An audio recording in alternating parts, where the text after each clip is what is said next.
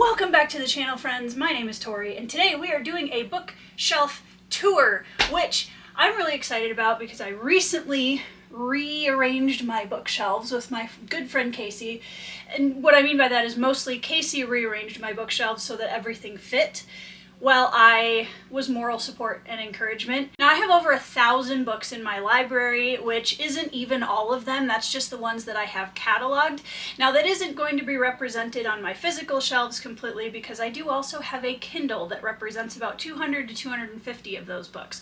But still, it's a big library. The bookshelves I'm going to be taking you around today are my main bookshelves and also my little tiny bookshelf over in the corner by my nightstand, which has all of my mass market paperbacks, some of my smaller book series. As you can see, I have 3 large Billy bookcases from IKEA with the extra extender to give them 8 shelves instead of 7, and also a half-size square Cubbies bookshelf on the end. I couldn't get quite one more bookshelf because otherwise our door wouldn't open, which is apparently a problem.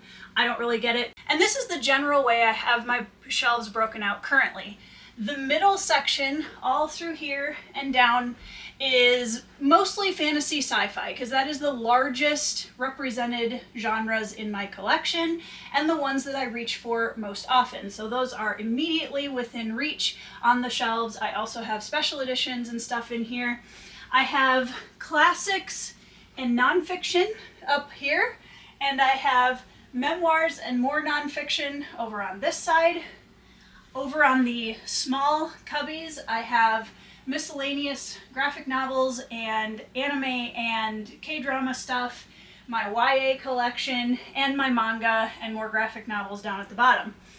At the very bottom, which you can't really see, but down on the last 2 shelves, are my non-fantasy fiction, and that takes up about 3 shelves. I've had it arranged this way pretty much since May of 2025 when we first put the bookcases in, and you can watch the video up here of us actually putting the library together. That was so much fun, and I had a blast seeing these shelves go up in my room for the first time. It was so fun to walk into the room every time and see this beautiful wall of books. It makes me very happy, and a year later I am still getting a lot of joy out of it, so that's been great.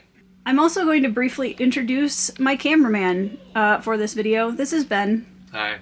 And he's going to be holding my camera for me because I tried filming the bookcases and holding my camera and that just didn't work. So I'm actually quite tall. I am almost 6 feet tall, so I can reach these top shelves without help. But for the purposes of this video, I am using a step stool like a normal person because that's just easier. The first thing that I will show you guys is my classics shelf. This is not all of my classics. They do continue on to the next bookcase. But this is also a felted doll that I made a few years ago. I do some fiber arts on the side, have for a long time. So she lives up there with my classics.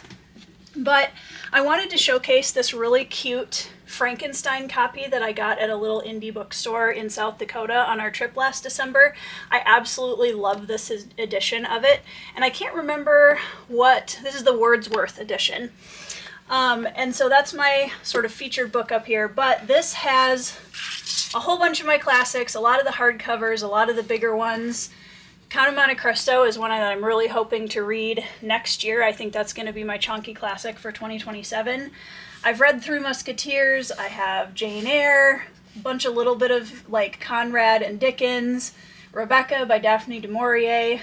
I'm really bad at giving bookshelf tours, by the way. I'm not really sure what to show you guys, so it's just going to be a full-on ramble. Tess of D'Urbervilles, I know that I've shared this story before, but this one's kind of funny because I read it for college 15 years ago, and I picked it off of a list that I had to do an essay for, not realizing that I had to read it in 2 weeks and that it was as long as it was. Wrote the essay by skimming the book, which I'm ashamed of to this day.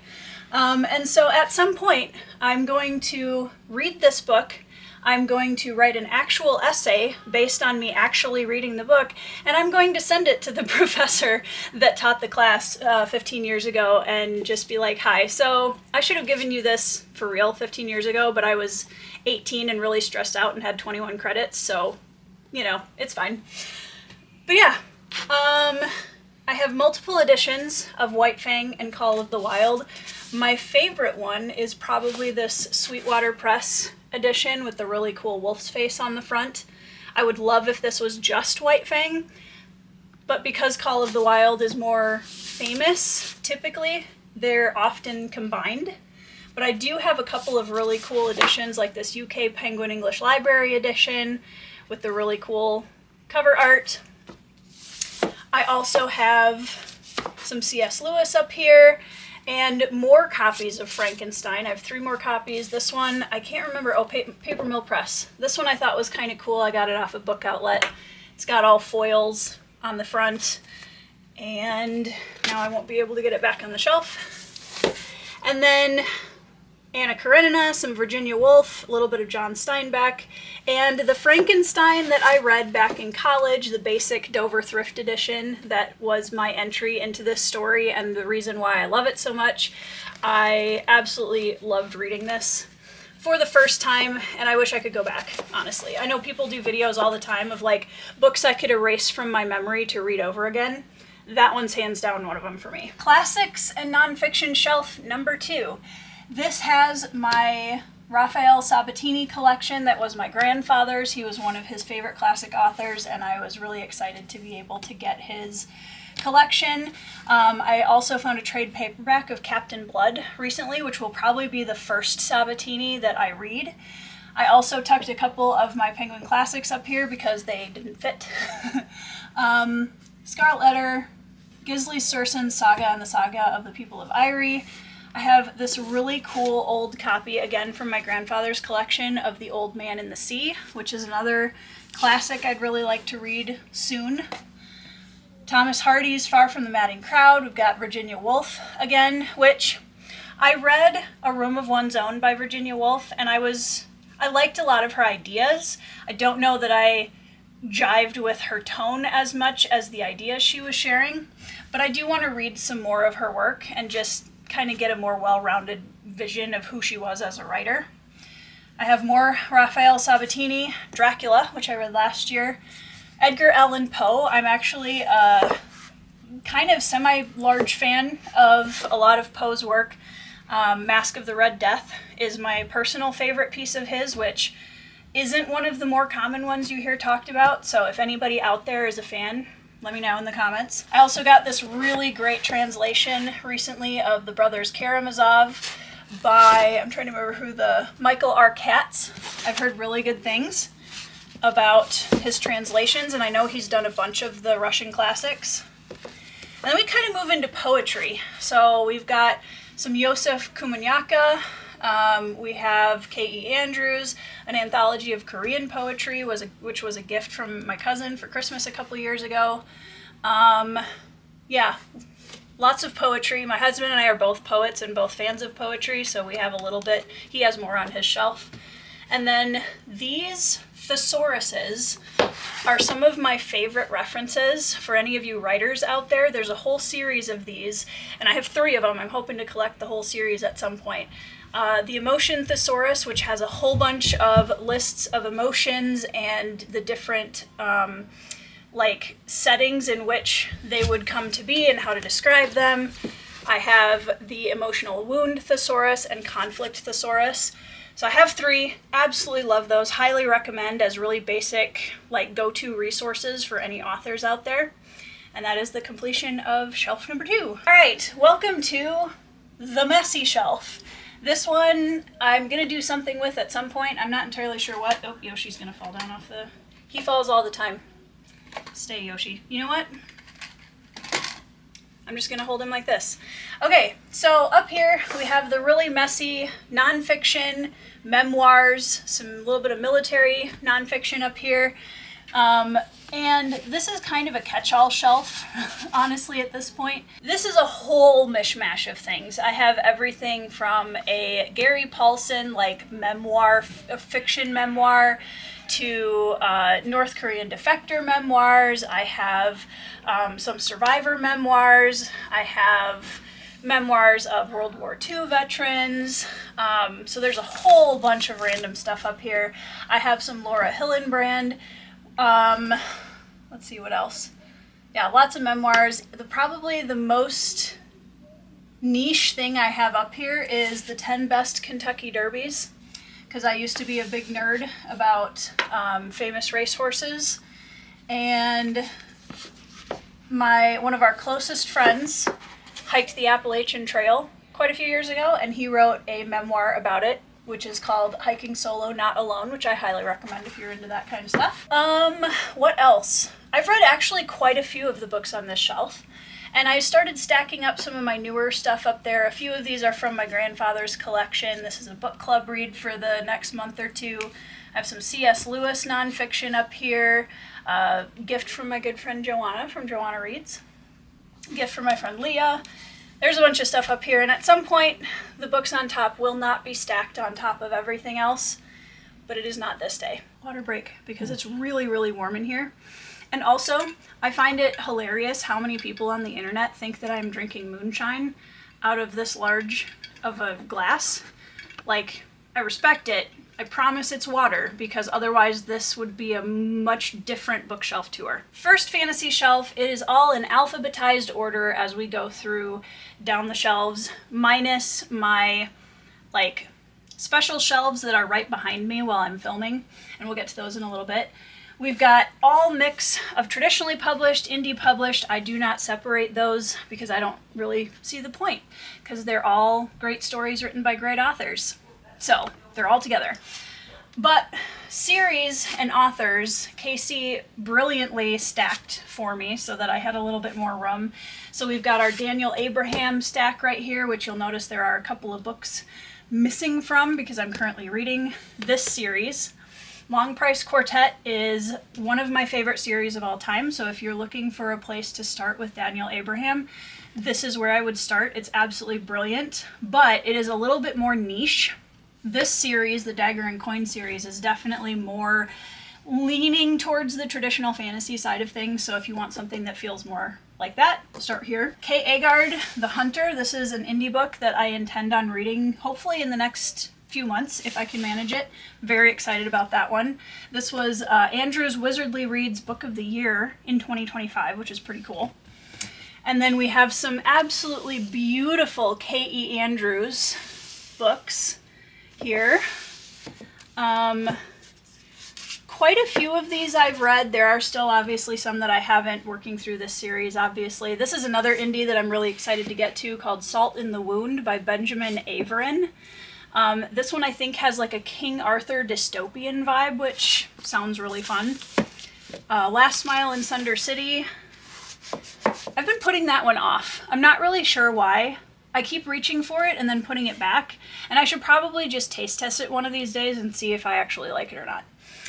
And then this was actually a gift to my husband for Christmas last year.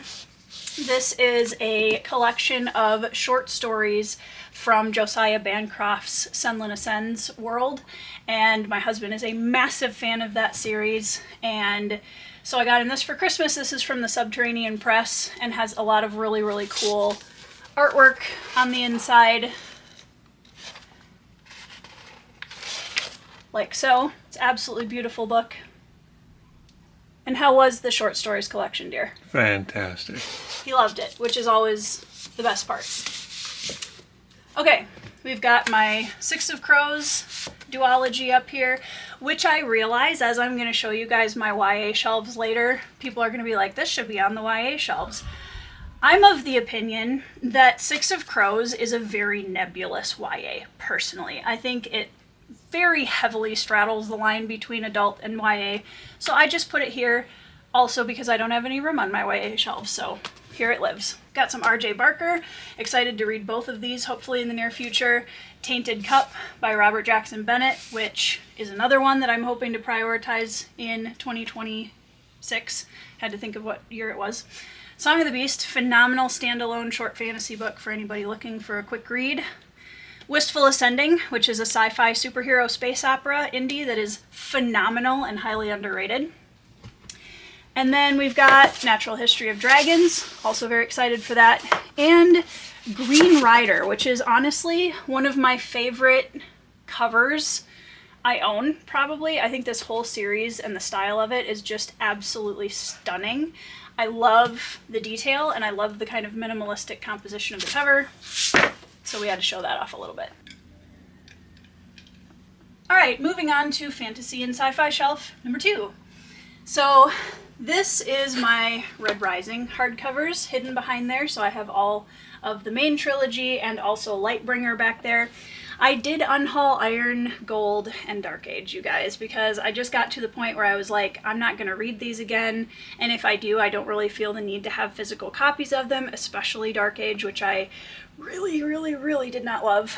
But I wanted to have my Red Rising Deluxe Edition, and this little guy, which is super cool, is a 3D printed leaning and reading Severo.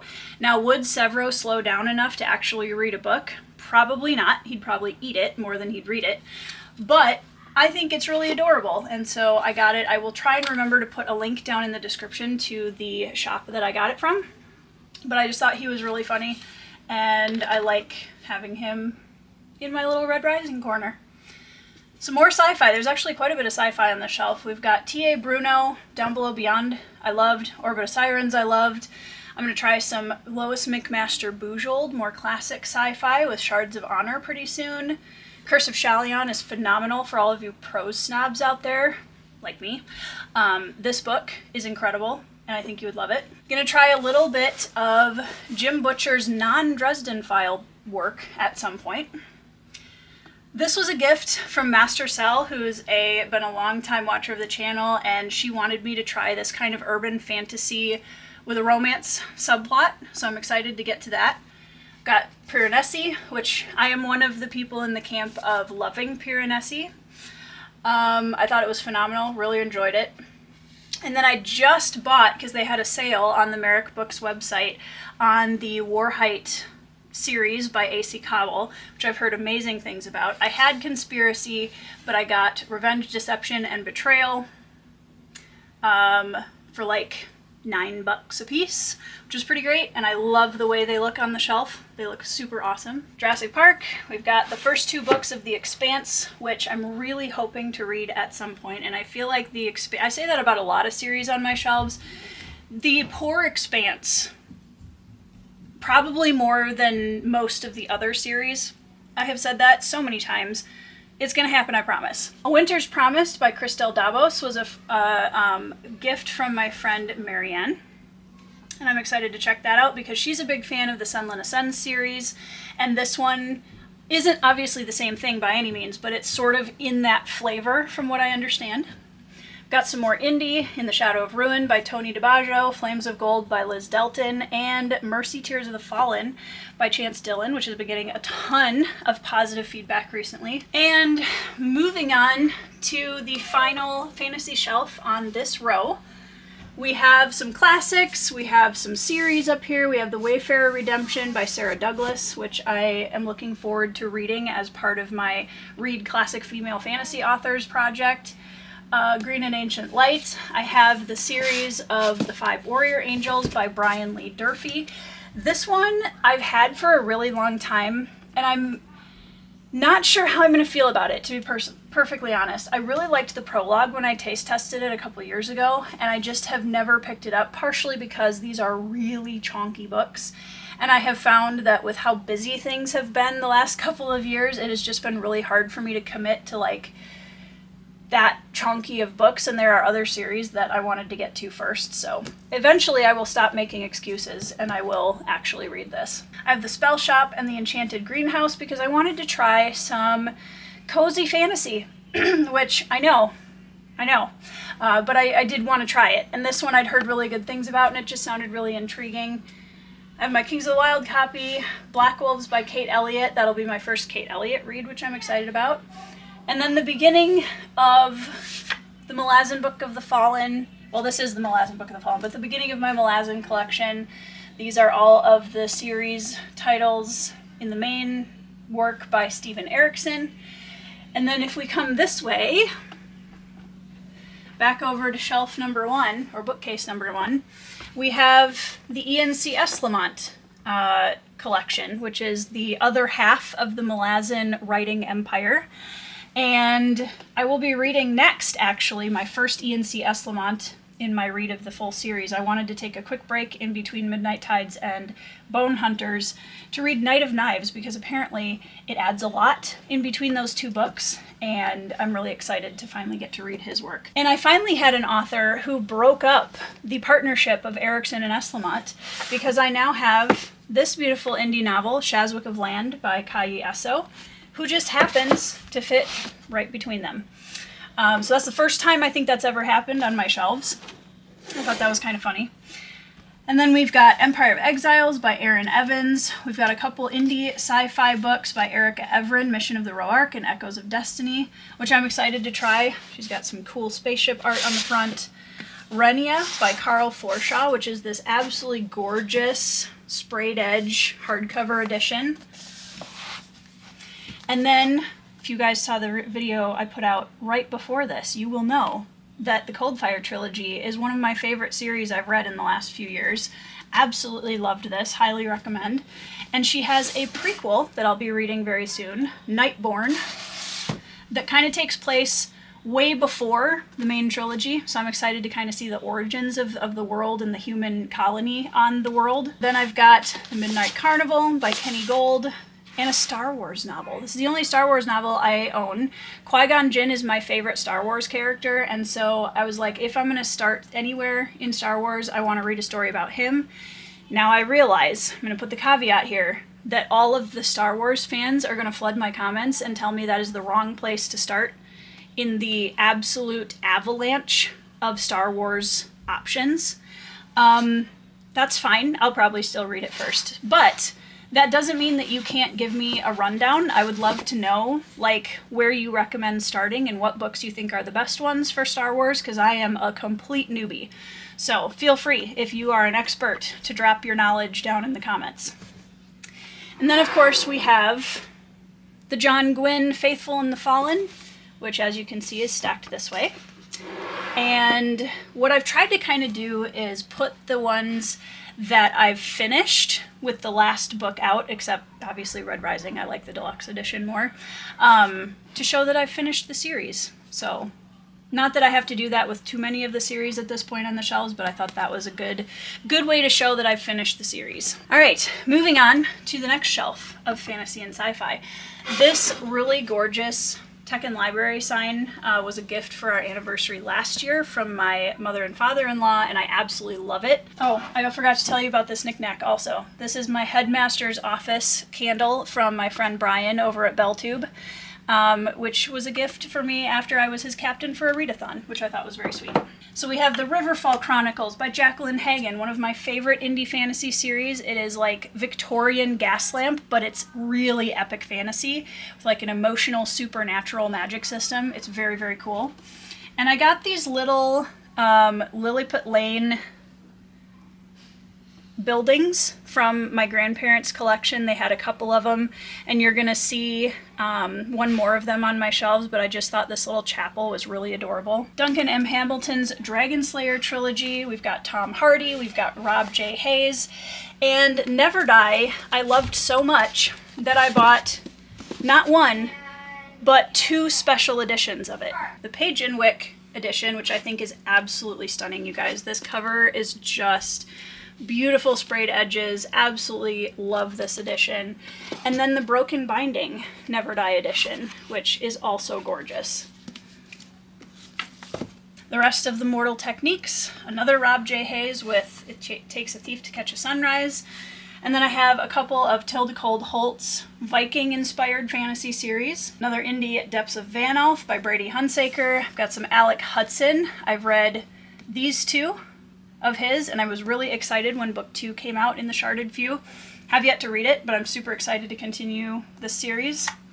And then we have, if you're familiar with the story of Rurouni Kenshin at all, we have Saito, the Wolf of Mibu, who is guarding the Islington collection over here, which I have The Will of the Many and The Shadow of What Was Lost. The Lycanius trilogy is his debut trilogy, and I did start with that first. I do intend to then go back and read Will of the Many after that, but I kind of wanted to see the progression of his work as a writer as he continued, so I wanted to start it in chronological order. And the Glycanius trilogy continues onto this shelf. We have some more great indie stuff that I am looking forward to reading. Gift of the Shaper by D.L. Jennings. Memories of Blood and Shadow by Aaron S. Jones. This came highly recommended to me, again, from Andrew's Wizardly Reads, so I'm looking forward to getting to that. I have 2 of the Hanavar trilogy, or not trilogy, I think it's meant to be more books, but I think he only finished 3, I think. Howard Andrew Jones, Lord of a Shattered Land, also a really excellent, truly classic feeling modern fantasy. So if you're looking for that, highly recommend this. It's excellent. I'm going to try my first T. Kingfisher this month with Thornhedge. I'm not used to books being this small. I don't know what I think I'm going to be able to read this in like a day or a day and a half, and I don't know what I'm going to do with myself. Kate Corsak's Guardian, her second book, I think, is just about to come out. I have the Last Herald Mage trilogy by Mercedes Lackey, which is a favorite of my good friend Casey over on Bookishly Bookish. And then I have this gorgeously mismatched Gale Song trilogy by Shauna Lawless. I have this now out of print and hard to find Children of Gods and Fighting Men. And I have the hardcover of The Land and the Living and the Dead, but it is almost impossible now to find a hardcover of The Words of Kings and Prophets, which is book 2. So I just have this placeholder paperback, and that is such a first world problem. It's fine. It's fine. But if I can find the second book in hardcover at some point, I would like to. I've got a few of my Fonda Lee shorter books up here. Jade Setter of Jan Loon, which is the subpress edition of her short story in the Greenbone Saga world. And then Untethered Sky, which I've also read. I have J.F. Lee's A Touch of Murder, which is supposed to be a ancient Korea murder mystery, so I'm very excited about that. Pathlighter by Rob Lee. Ken Liu's Grace of Kings, which is book 1 of his Dandelion Dynasty. Paper Menagerie and Other Stories, which Paper Menagerie as the titular short story in this collection is phenomenal. Highly recommend, just along with everybody else. However, it's actually not my favorite story in here. There are so many phenomenal stories. So if you've only read the Paper Menagerie from this collection, I highly, highly recommend that you try the other ones, because there's some really, really phenomenal short stories in here. I have the Silver Blood Promise by James Logan. I'm going to try one of the Firefly novels. We'll see how it goes. I have no clue what to expect, honestly, from that, but I just want more Firefly, and super excited that we're getting the animated series at some point soon here. That's really awesome, and I can't wait to see what they do with that. Here's another of those little Lilliput Lane cottagey kind of houses. I just think they're absolutely adorable. Liza Locke-Lamora trade paperbacks, which I'm slowly collecting. We'll be getting the third one eventually. Station 11 by Emily St. John Mendel. And Seasons of Albion by Elon Marche and Christopher Warman, which is one of my favorite indie reads yet since I started my channel. Alright, we're moving to down far enough that I can sit while I'm talking. So this is another fantasy shelf. We have the 2 sequels to Seasons of Albion, A Contract in Sulphorn and A Rescue in Vizen. I have not read either of these, but number 2 is on my priority reads for this year. And then I have my Juliette Marillier collection, which, of course, the only thing I've read from this pile is Daughter of the Forest, which I'm ashamed of, but I'm very excited to continue working through her canon of work because she is a phenomenal writer and a very cool human.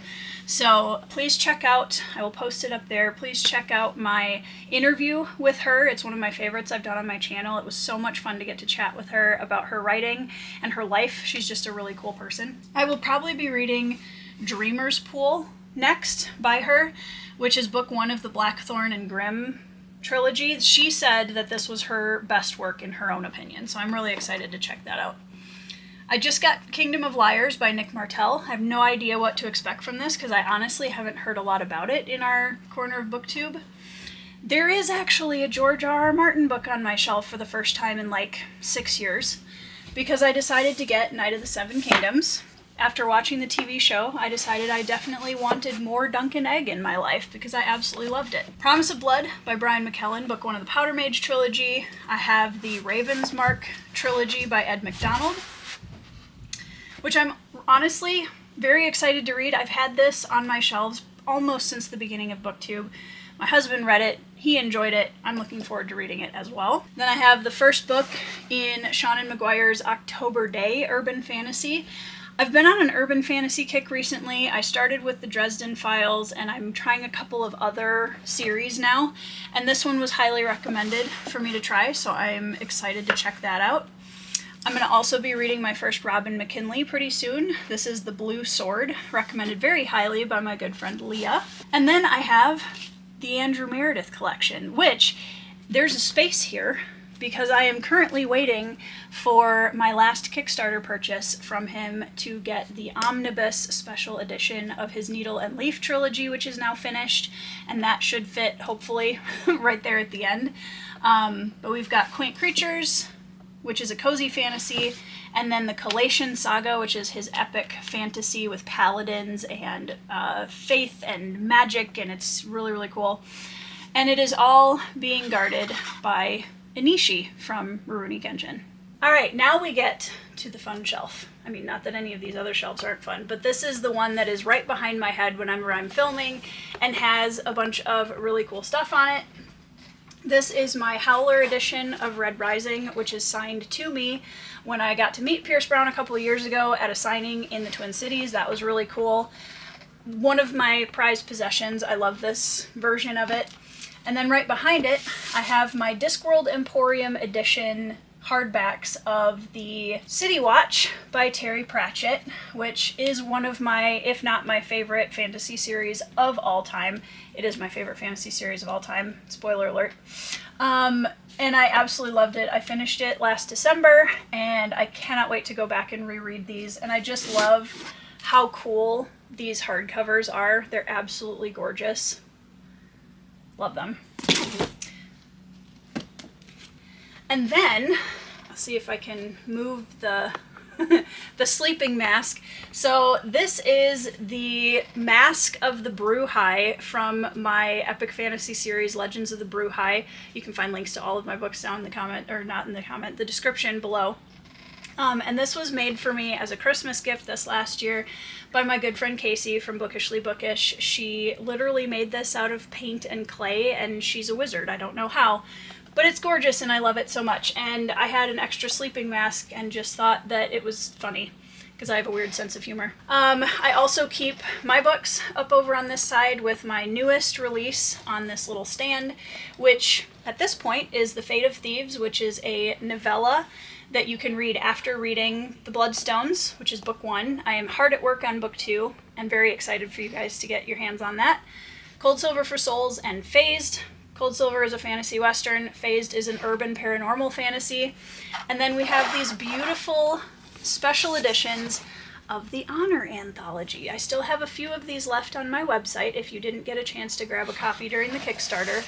And when they're gone, they're gone. So yeah, beautiful foiling, amazing 22 sci-fi and fantasy stories from a bunch of different indie authors, and it just turned out absolutely gorgeous. My daughter made me these little turtles, and because the Discworld books take place on a world that balances on the shell of a turtle, I thought it was appropriate.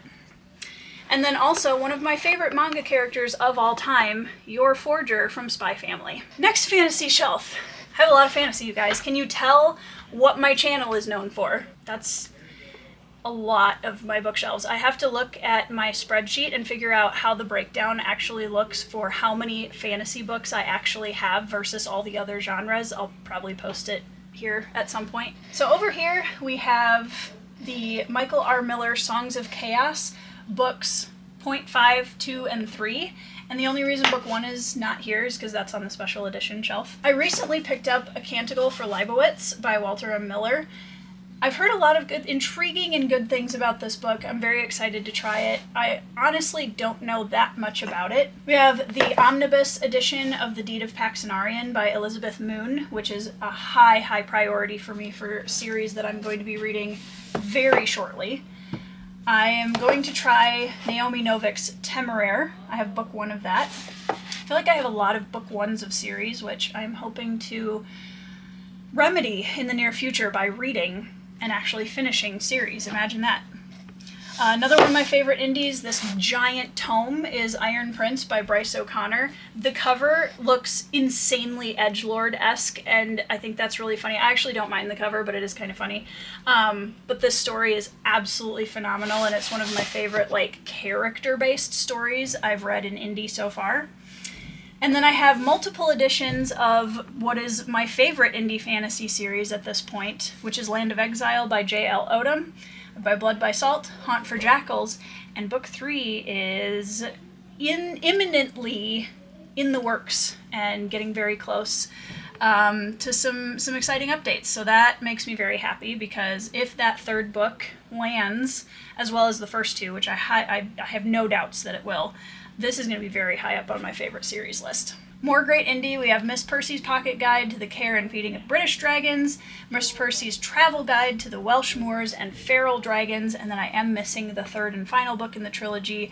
But this is Jane Austen spinster meets an inheritance that includes a dragon's egg and an adventure for her to go on, and it is just delightful.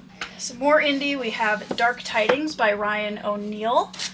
We have Titan's Nest by T.D. Orell.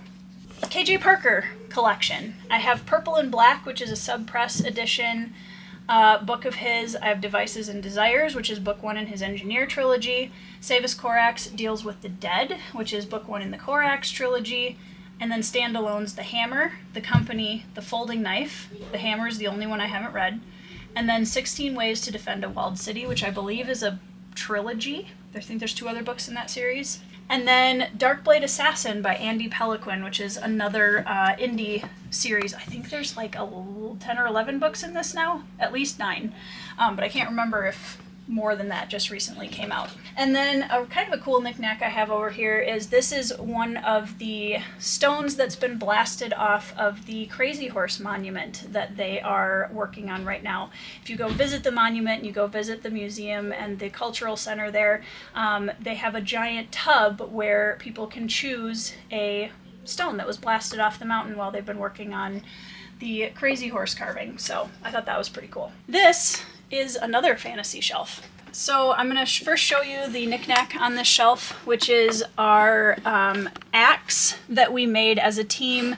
I ran a readathon years ago, years ago being 2023, and the rewards for finishing books in the readathon on our team was to have your name written on the axe, and we ended up being the readathon champions, my team, and we were called the Beanie Barbarians, so which is one of the reasons why if you see my name tag on any of the social platforms as Tori the Barbarian Beanie Queen or something of that nature, that's where it comes from.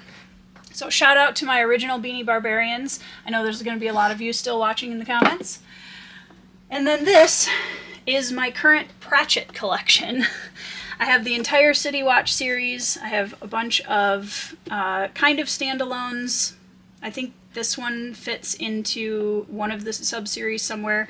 And then we have the Death Cycle, and I have the first and third Wizard series books. The second one I have pulled because I'm actually going to be reading it this month. And then over here, a couple more indies. We have Child of the Night Guild, which is another Andy Peliquin novel. And then we have Dark Town, which is a lit RPG by Palmer Pickering. And then over here, I have the first Echoes saga by Philip C. Quaintrell, which hopefully is going to be a very soon... I'm losing my words. I'm going to be reading it soon. That's what I was trying to say. And I've heard really good things. Ben has read this one as well and enjoyed it. Mm-hmm. We have Dawn of Wonder by Jonathan Renshaw. Yes. And this was a gift from my friend T over at An Erudite Adventure, and this is one of his favorite books, so I'm looking forward to getting to that. And then a couple more indies. We have J.D.L. Rossell's Legend of Tal, and we have Alex Robbins' The Broken Heart of Aurelium. This is the special edition shelf.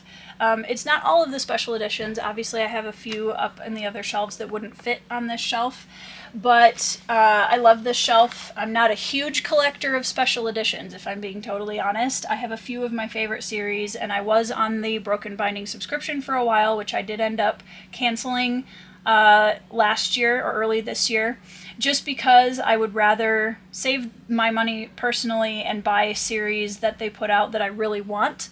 And I just wasn't driving with a lot of what they were putting out recently. So, but I do have this beautiful Wraith-marked edition of the Sword of Kaigen, which is probably my favorite special edition that I own just for the aesthetics. It's absolutely beautiful. It has gorgeous art on the inside. The naked hardcover is absolutely beautiful. It has the foiled edges, and even the pages on the inside look like old paper. They're just gorgeous. This is, in my opinion, the best book that Wraithmark has put out that I have seen. I also have broken binding editions of Shogun and Taipan, which I love. These are some of my favorite designs for book covers that I think I've ever seen. I love this kind of painterly brushstroke minimalist sort of setup to them, with having all the detail really focused on the characters. I also have the Rift War Saga trilogy, if I can get it out, also from the Broken Binding, which I have not read yet. I haven't finished anything by Raymond Feist. I did try Fairy Tale by him and DNF'd it because I really didn't like the content. So we'll see how Rift War Saga goes. I've heard good things about it, and we'll see how that one lands. I have the Broken Binding Greenbone Saga trilogy, which was a birthday gift from my very generous friend Casey over at Bookishly Bookish. And I absolutely love these covers, and I absolutely love the sprayed edges. When these first came out, there were people who said that they did not like the sprayed edges. I don't understand. I genuinely don't understand, because I think they're absolutely stunning, and one of the most ambitious sprayed edges designs I've seen. I love them. I think they work beautifully. Then we have The Lies of Locke Lamora, the Gentleman Bastard trilogy, which has the original artwork on the covers, but then it has these beautiful naked hardcover, almost playing card style, with a bunch of interior art. And that was also a gift from my wonderful friend and patron, Chris. Thank you so much, Chris. I treasure these. And then I have, kind of displayed here, this really beautiful sub-press edition of Penrick's Fox, which is book 4 in her Penrick and Desdemona novella series. And then gift from my very lovely friend, Chris Navo, over at the channel Christopher Navo, gave me his extra copy of Philip C. Quaintrell's A Time of Dragons. I am so excited to try Philip Quaintrell's books. I just think, I have a sneaking suspicion I'm really going to enjoy his work, and I'm looking forward to it. Then we have the Broken Binding edition of Ascendant by Michael R. Miller, and the beautiful, again, beautiful sprayed edges. And then we have the special deluxe edition of Empire of Silence, which I got from Chris Rocchio when I was his neighbor at Dragonsteel convention last year. And it's this really cool foiled edition. Has this gorgeous map on the inside, the really cool starry sprayed edges, and the gold foil on the title. So that is my main special edition shelf. We are getting towards the end of the fantasy shelves, you guys. So this is my Anthony Ryan collection, all the way over to here. We have 2 of his Draconis Memoria trilogy, which I am really hoping I can find the hardcover of book 2, because it is really hard to find in hardcover. So that's one of my kind of unicorns that I'm watching out for. I have his Covenant of Steel trilogy, which, again, hoping to read soon. And the first book in his Tide of Black Steel, I'm trying to remember, Age of Wrath, that's the name of the series. And then we have Raven's Blade duology, which takes place after his Raven's Shadow trilogy, of which I only own the first one because I wasn't a huge fan of books 2 and 3, but I love Bloodsong, which can be read as a standalone. So if you've been hesitant to try Bloodsong, not knowing if you'll like the whole trilogy, you can read Bloodsong just on its own, and it works perfectly fine. I have Songs of the Dark, which is a short stories collection within that world by Anthony Ryan. And then I have a couple of his novellas. I have Fire Wings and The Bookburner's Fall. And And then we move into my much smaller Sanderson collection now. I have The Emperor's Soul and Legion. These are my two favorite Sanderson pieces. And then I am going to try Yumi and the Nightmare Painter. Very excited to try that. I've heard great things, and I think out of all of the secret projects that he did, I think this one is probably going to be my favorite, maybe. And then I have Until the Last, which is book 3 in the Last War trilogy by Mike Shackle. I have the rest on my Kindle, but this one is really, really cool, you guys. And the reason why I will not be getting rid of it is because this was sent to me. This is the UK edition, and it was sent to me by the author, who drew one of my favorite characters from the story in the book for me, which is just super cool, and it's signed, and that is so cool. Like, it's a little unfair that an author who's that good also possesses that much drawing talent. Couldn't be me, but I love to see it. All right, then we have A Woman of the Sword by Anna Smith Spark, which is a fantasy about a mom who has to fight and take care of her kids, which I think is super cool. Whispers of the Storm, another indie novel by Z.B. Steele, just got a new cover, which looks awesome. Sordanian by L.L. Stevens, which is another one that I need to get back to. I had started reading it, and it was just was one of those books that I was reading at the wrong time, and I wanted to come back to, and I had a little bit better headspace for it in terms of just how the world that she's creating, and I want to be able to pay more attention when I'm reading it. I have The Bartender Between Worlds by Herman Stuernagel, who is one of my fellow Honor Anthology authors, and I realized I should have probably been pointing that out in the other indie authors that we've gone through that were also in the Honor Anthology. And then I have the first 2 books of P.L. Stewart's Drowned Kingdom series, which is his take on a kind of historical fantasy account of a world inspired by the lost city of Atlantis. And then my giant cup of bookmarks. Ben is now going to be leaving us to go do some dishes or something and listen to Dresden, probably. Mm-hmm. Thank you for your help, dear. No problem. So we have another turtle, which my children, I think, bought for me at a farmer's market or something of that nature. And we have some Michael J. Sullivan over here. This is the Rhyuria Revelation, and I also have the first book in the Rhyuria Chronicles over here, which I'm very excited to get to and see some of the origins of Hadrian and Royce. And then over here we have my rather massive Adrian Tchaikovsky collection.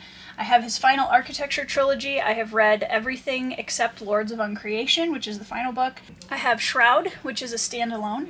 I have The Doors of Eden, which is also a standalone. And then the first 2 books in his Children of Time quartet, I think, and there might be more books coming out, I'm not sure. I have 2 novellas by him, Elder Race and Made Things, which I just recently got. Very excited to check that out.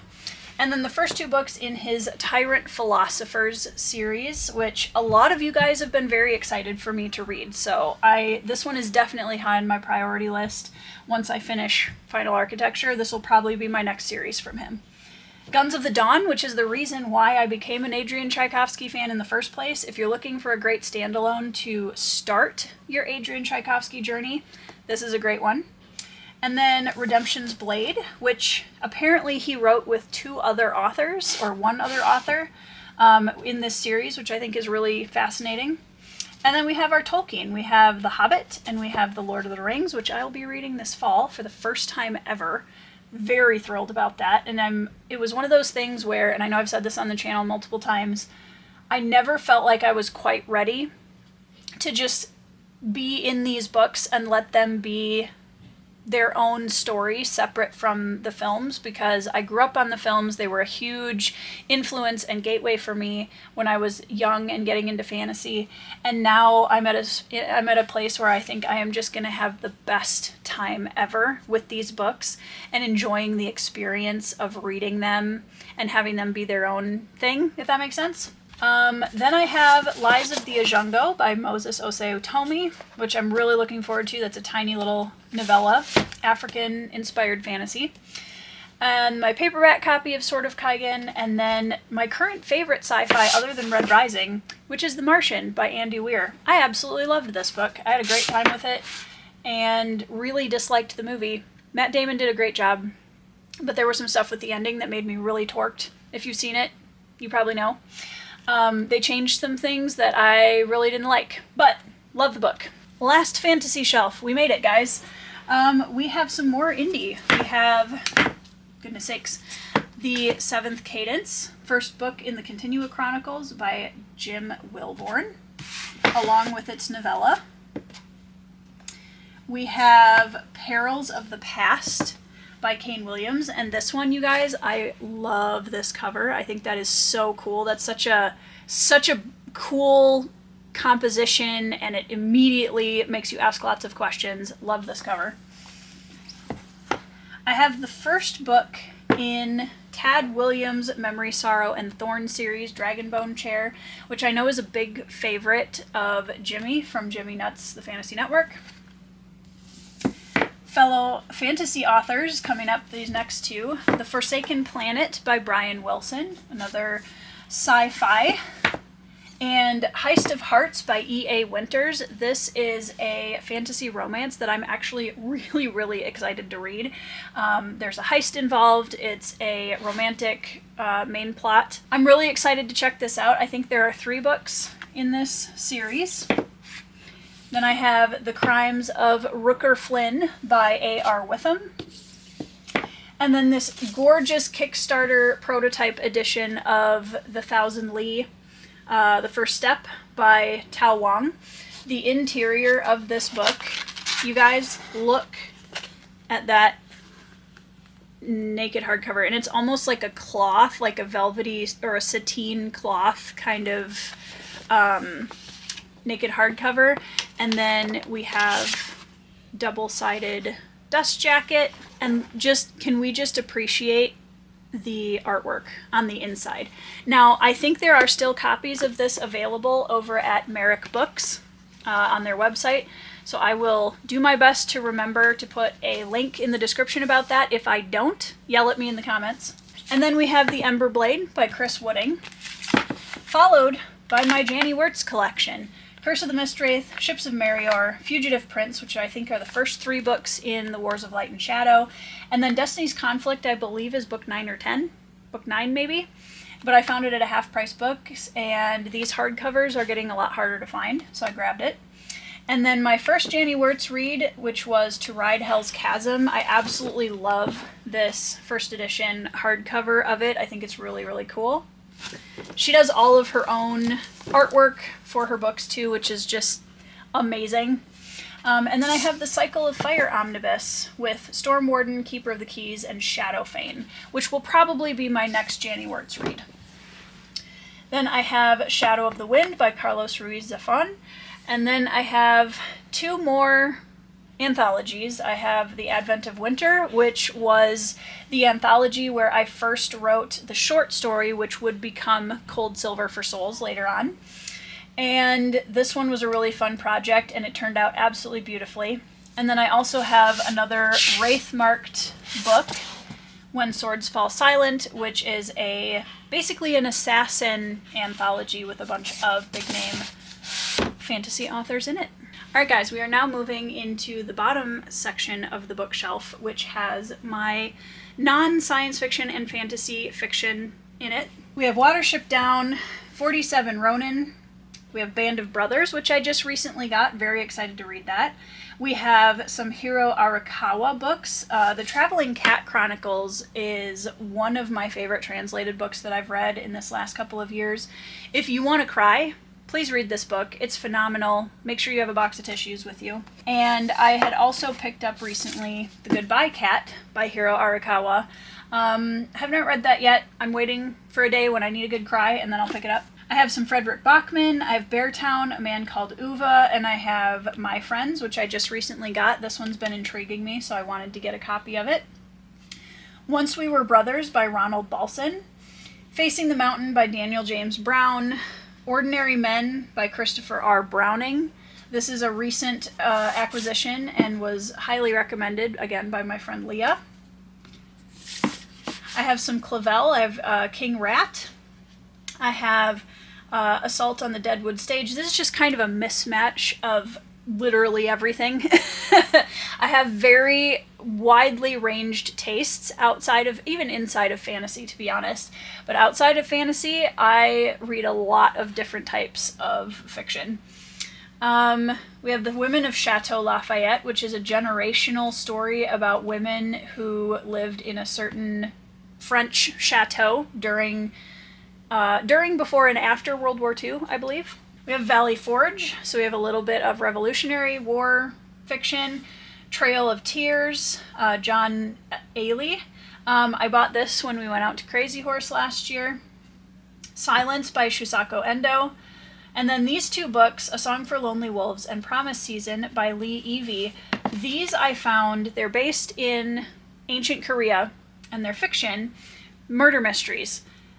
These are some of the last copies of these books that I could find on the internet. The author completely disappeared. I have no idea where she went. You can't get her books anywhere. I found a couple of interviews from a few years ago. I literally have no idea where this author is, and I'm so bummed about it because I was really excited to find an author who was doing like murder mysteries in ancient Korea before that time period started becoming more popular. So yeah, I'm very excited to try these, although it will make me very sad if I can't find the rest of the series. I still am excited to try them. I have The Silk Roads, which is not fiction, so it won't fit on the shelves up there, guys. Like, you know what? It's fine. It's completely fine. Lord of the Silver Bow by David Gemmell. The Benevolent Society of Ill-Mannered Ladies by Alison Goodman. I have some Zane Grey, Riders of the Purple Sage, which was one of my grandfather's favorite Zane Grey books, so I'm excited to read that at some point. Snow Falling on Cedars by David Guterson. I can't read that. S.C. Gwynn, there we go. Hymns of the Republic. Again, this isn't fiction, but I have a little bit of historical nonfiction on these shelves. I have The Other Bennett Sister, which I really enjoyed reading this a few years ago, and I want to see the new TV series so badly. I've heard amazing things about it. And then The Bridge at No Gun Ri, Hidden Nightmare from the Korean War. This is, again, historical nonfiction, so there is a little bit of that sprinkled in just because it won't fit on the top shelves.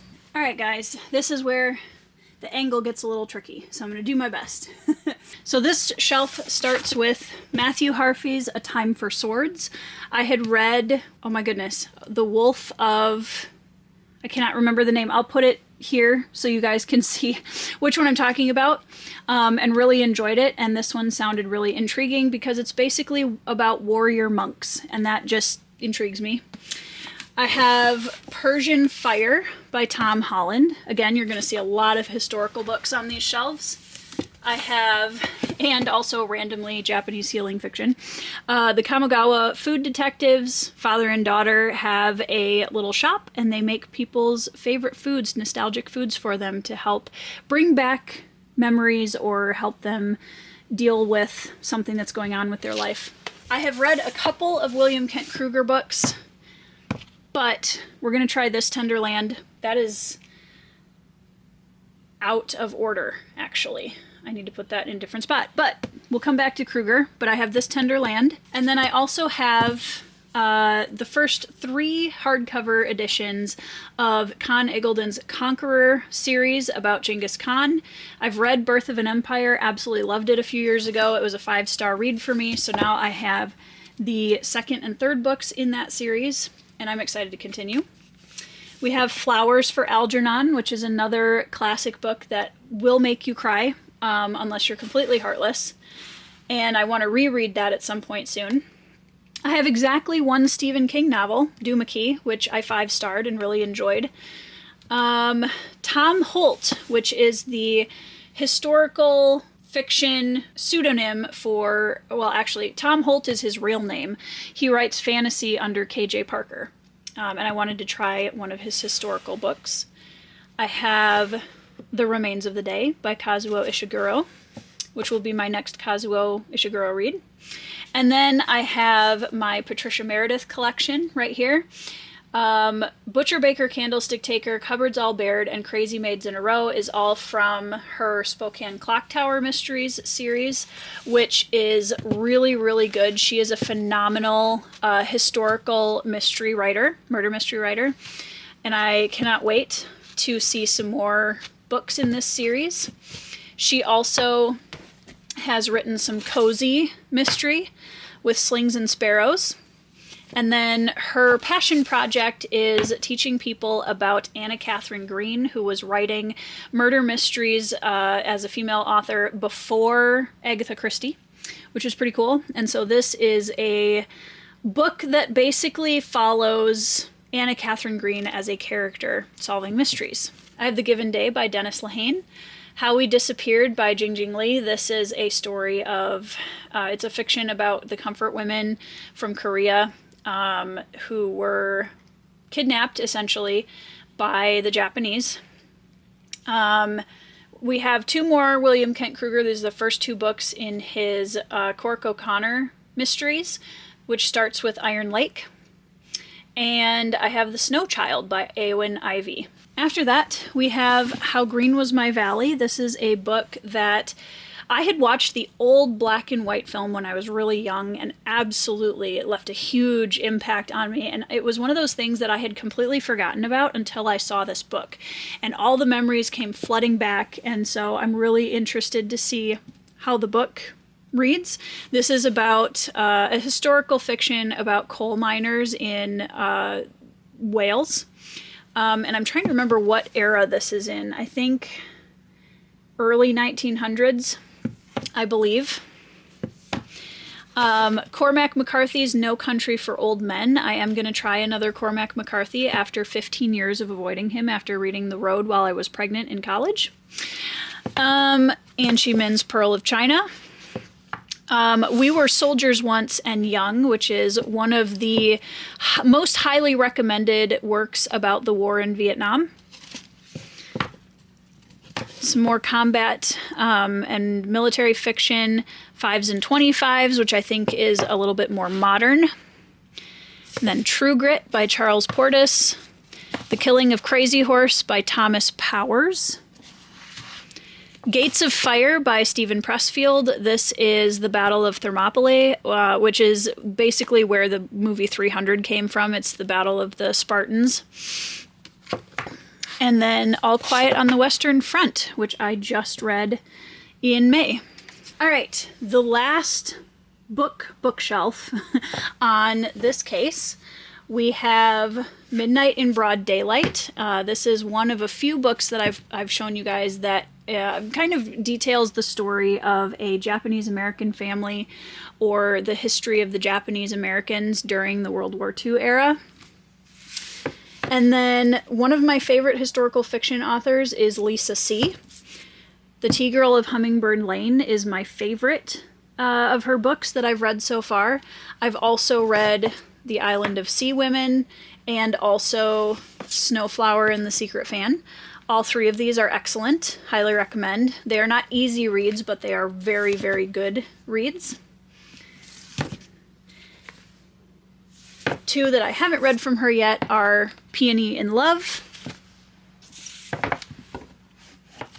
and Dragon Bones, which is a thriller, which I did not know she wrote thrillers at all until about 3 weeks ago. Then we get into my Michael and Jeff Shara historical fiction collections. They write a lot of military historical fiction. Killer Angels is by Michael Shara, who's Jeff Shara's father, and this is probably my favorite historical fiction book of all time. This is one of his Civil War novels in his very famous trilogy that includes also Gods and Generals and The Last Full Measure. I do have The Last Full Measure. I do not have Gods and Generals yet. I just haven't picked up a copy of it. But The Killer Angels is a absolutely phenomenal Civil War historical fiction. I have The Smoke at Dawn, which is another Civil War book by Jeff Shara. And in this big hardcover stack here, we have everything from World War II, World War I is in here, I think, Korean War. We have more Civil War. We have the Mexican-American War. lots of stuff in here. Very excited to get to more Jeff Shara. And I'm going to move us over here because it's a little bit shadowed. I have a set of 3, the first 3 books in the Three Kingdoms Chronicles by Baptiste Pensant-Wu.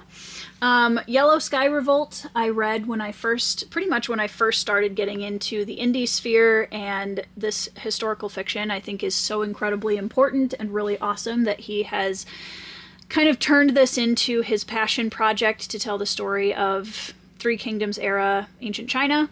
I still need to get back to book 2 and 3. I also have Lisa Wingate's Shelterwood. I have The Court Dancer by Kyung-Suk Shin, which is historical ancient Korean fiction. Irwin Shaw's The Young Lions, and I'm trying to remember what... World War II, that's what I thought, but I wanted to make sure. The Guernsey Literary and Potato Pie Society, which I highly recommend for anybody looking for a really heartfelt, slightly comic literary fiction. Very fast read. She and Her Cat, which is some Japanese short fiction. Women of the Silk by Gail Tsukiyama. Funny part about this book is I actually bought it because it was written the year I was born, and I was planning on doing a vlog of books that were written the year I was born, which I'm still intending to do at some point soon, and this will be on that list. I have The 7.5 Deaths of Evelyn Hardcastle by Stuart Turton. A Billy the Kid, historical nonfiction. More historical nonfiction with Lincoln's Spies by Douglas Waller. This one I'm very excited about, especially because there was a female Southern heiress who was one of the spies for the North during the Civil War, and I think her story is going to be absolutely fascinating. All the Colors of the Dark by Chris Whitaker. John Williams' Augustus, which is also one of my favorite historical fiction novels of all time. I cannot recommend this highly enough if you are interested in reading about the time period of Caesar Augustus and his rise to power. The Salt of the Earth by Joseph Whitland, which I just purchased. Before We Were Yours by Lisa Wingate is a really heartbreaking story about some siblings who were removed from their parents' poverty situation and basically given away to orphanages to be adopted out to quote-unquote better families or better parents. And that book, oh man, it's phenomenal. It's also a very heavy read, but it's an absolutely phenomenal look at what orphanages and the experience of children in poverty was like during that time. And it's a really phenomenal book.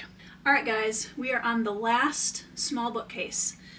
This up here is anime, some of my Rurouni Kenshin collection, and also the live action films. We have some K-dramas up there. We have my favorite K-drama of all time, which is My Country, the New Age. I have the Rurouni Kenshin live action photo book. I have 2 volumes of the IDW complete TMNT collection.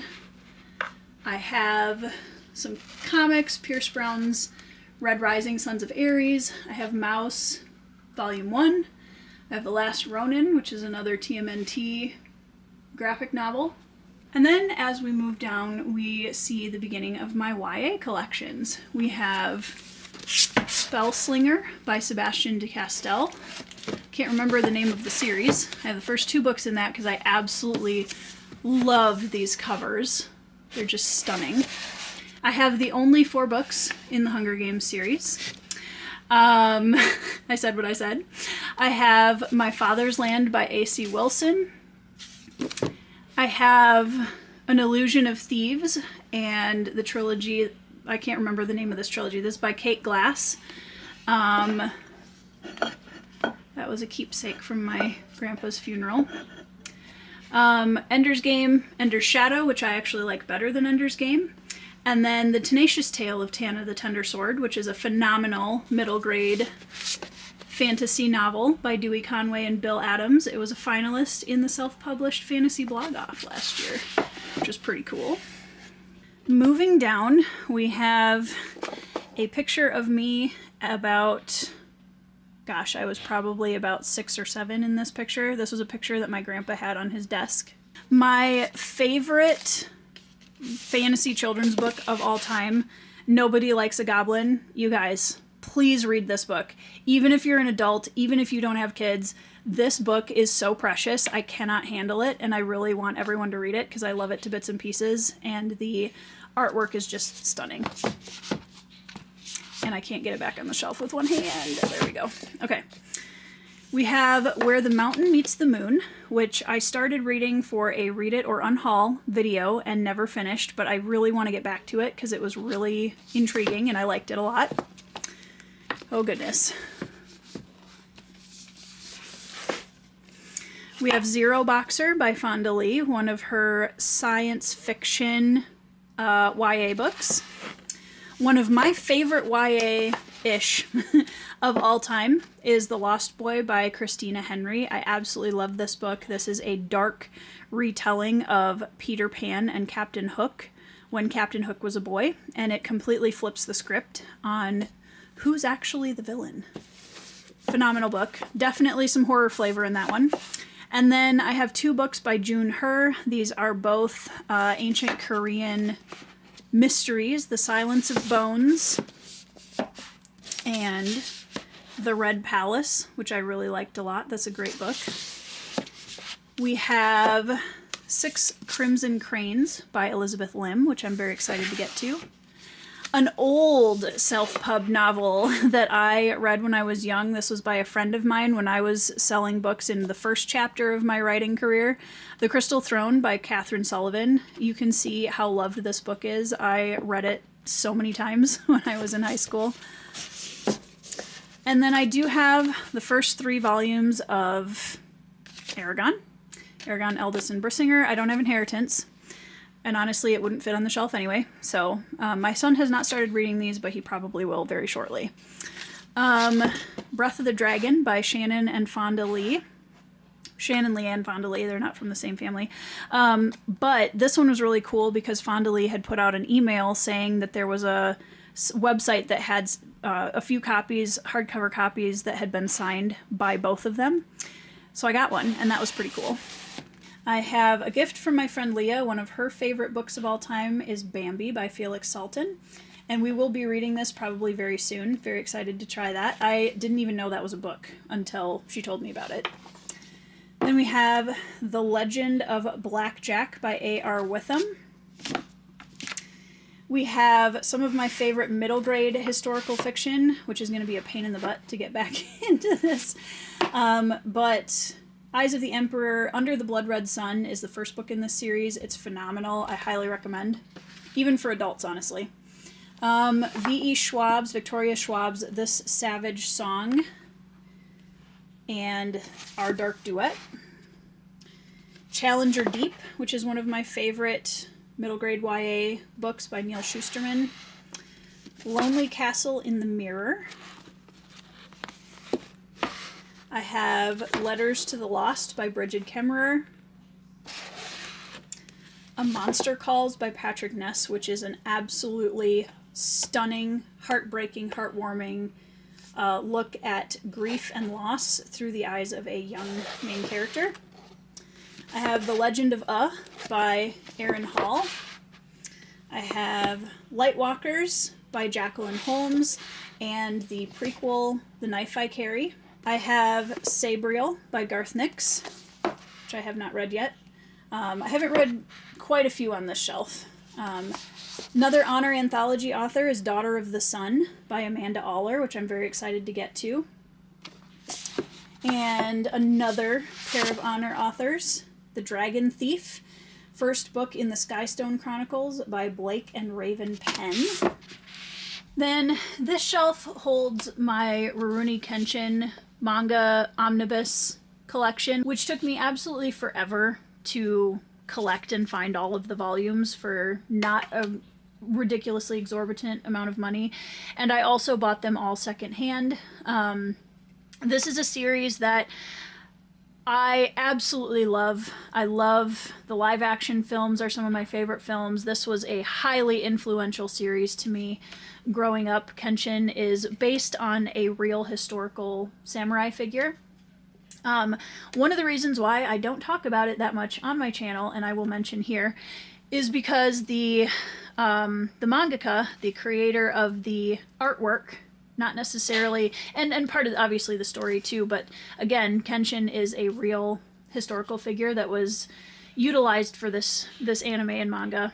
The guy who was the artist and original storyteller of the manga is a really disgusting piece of crap, and I do not condone him as a person in any way, shape, or form.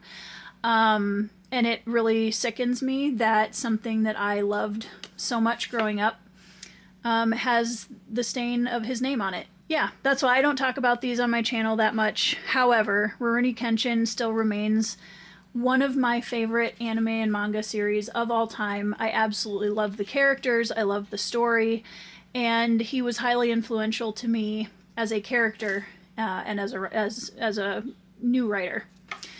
Moving on from that, I also have this, which was a 5-star read for me, Your Letter by Hyun A. Cho. This is Korean. It is phenomenal. I highly recommend it as a standalone for anybody who's interested in reading any kind of Asian graphic novel style storytelling. It is so wholesome and beautiful, and I absolutely loved it. On the next manga shelf, we have my collection of Spy Family, which is currently missing books 1 through 3 because I loaned them to a friend. I also have the first volume of, that is upside down, Your Name by Makoto Shinkai and Renmaru Katone. I have not read this yet. Now it's upside down again. There we go. I have the first 3 light novels of Omniscient Reader's Viewpoint. I've read the first 2, just got book 3, and I'm excited to read that. Book 4, I think, is coming out pretty soon. And then I have the full manga series of Cat Plus Gamer, which I absolutely love. I know you guys have been hearing me kind of yell about this recently. This is such a great manga. If you are looking for a place to start and you want something very wholesome and you are a pet parent, please consider giving this a try. Even if you don't think you like manga, give this a try. It's absolutely beautiful and I love it. And I'm hoping to finish it maybe in the next month here. Alright guys, my last shelf on the mini shelf has the first 3 volumes of Vagabond by Takehiko Inoue. And also the first 9 volumes of Claymore by Norihiro Yagi. This one I've read 6 volumes. This was one of my favorite anime series growing up, and I have absolutely loved getting back into the manga. And then I have recently acquired Designing Terry Pratchett's Discworld, which has a bunch of artwork from the Discworld by Paul Kidby. Absolutely beautiful. Absolutely love that. And then this is one of my favorite artists. He's also a YouTuber. Let's see if I can get backed up a little bit. Sam Yang. Absolutely love this. This was an art book that he put out a little while ago. I absolutely love this art book. He has a lot of really cool anecdotes in here about his process, his history as an artist. There's another really cool spread on there. But yeah, you should check out his artwork because it's absolutely beautiful. And it came with this really cool art print, which I need to get framed because she's a redhead and that's super dope. And this shelf, which I did skip over, but I can let you guys know what it is. This is my TBR mess shelf that has what I've just recently read, some stuff that I'm working through a little bit more slowly, and all of my TBR jars for the TBR game. Alright guys, we are now over by my small bookshelf over on the side of my room, and this primarily has my, as you can see, the remains of my mass market paperback collection. I have been slowly getting rid of all of my mass market paperbacks because they are very difficult for me to read comfortably with my joint issues in my hands. So We do have my original Mistborn Era 1 trilogy over here. This was my first foray-ish into epic adult fantasy. The only book I think I read before these that was epic fantasy was Karen Miller. I also have my original Dead House Gates mass market paperback, which, as you guys can see, you know, it was well loved and well read, and it's just something that has a lot of sentimental value now. You can kind of see that in my Mistborn books as well. You can see that they are very cracked and very well loved. Other than those, most of the books on this shelf I actually haven't read, which is kind of wild. I have a copy of Anne Bronte's Tenant of Wildfell Hall. I have I Never Promised You a Rose Garden, which still has my $1 bookmark in it somewhere. And I've been reading this book for almost at least 5 years now. And I really should just finish it. It is a lot to read. It is from the perspective of someone who has schizophrenia, and it is a very heavy read. And I started it a little too close to trauma therapy, I think, when I started back in 2020 or 2021, and I'm looking forward to finishing it in the near future. I also have a Dragonlance book, Kindred Spirits, which is the first book in the Meetings sextet. And then I have a Mercedes Lackey and Andre Norton Elvenbane. This poor book, like, it's looking a little tough. Yeah. We have Thousand Orcs by R.A. Salvatore. I have Homeland by R.A. Salvatore, which has come up on my TBR a ridiculous amount of time, and I definitely should have already read it, but I haven't. I have Darini Rising by Catherine Kurtz, Volume 1 of the Chronicles of the Darini. I think that's how you say that. I might be butchering that title. Giles Christian, Blood Eye. This is a Nordic historical fiction, I believe. 9th century England, so Anglo-Saxon. We have John Steinbeck, Cannery Row. I have the second and third books of the Heaven Tree trilogy. The first book I don't have on the shelf right now because my husband is currently reading it. This is a historical fiction romance that was highly recommended to me by Janny Wirtz herself. And I read just a few pages from the first book, and the writing is absolutely glorious. So I'm very excited to get to that. I have Terry Pratchett's Dodger, which is not related to Discworld. I have Juliette Marillier's Heart's Blood, which I'm hoping to upgrade into a hardcover. I almost bought one recently when we were doing our half-price book haul, but I ended up not, and I do kind of regret that. Then I have 2 Jane Lindskold books, Through Wolf's Eyes and Wolf's Head, Wolf's Heart. This is the Firekeeper series. I read this ages ago, really enjoyed it, and wanted to continue, and I just haven't. And I would like to go back and reread book 1 and see if it holds up. We have another Zane Grey. We have Under the Tonto Rim, which is another one of my grandfather's favorites. We have The Death of Ivan Ilyich by Leo Tolstoy, which is one of the tiniest books that I own. We have Hunting Party and Sporting Chance, which are the first 2 books in Elizabeth Moon's Serrano Legacy sci-fi. And we have Murder on the Orient Express by Agatha Christie.